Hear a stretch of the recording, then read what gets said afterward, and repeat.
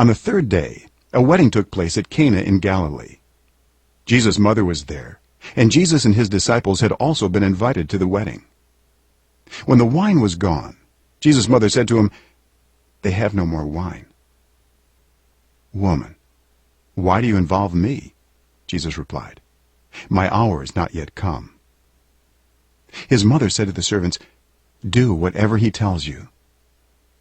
Nearby stood 6 stone water jars, the kind used by the Jews for ceremonial washing, each holding from 20 to 30 gallons. Jesus said to the servants, "Fill the jars with water." So they filled them to the brim. Then he told them, "Now, draw some out, and take it to the master of the banquet."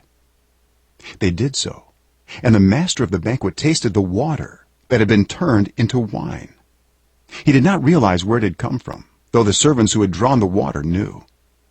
Then he called the bridegroom aside and said, "Everyone brings out the choice wine first, and then the cheaper wine, after the guests have had too much to drink. But you have saved the best till now." What Jesus did here in Cana of Galilee was the first of the signs through which he revealed his glory, and his disciples believed in him. After this, he went down to Capernaum with his mother and brothers and his disciples. There they stayed for a few days. When it was almost time for the Jewish Passover, Jesus went up to Jerusalem. In the temple courts, he found people selling cattle, sheep, and doves, and others sitting at tables exchanging money. So he made a whip out of cords and drove all from the temple courts, both sheep and cattle. He scattered the coins of the money changers and overturned their tables. To those who sold doves, he said, "Get these out of here.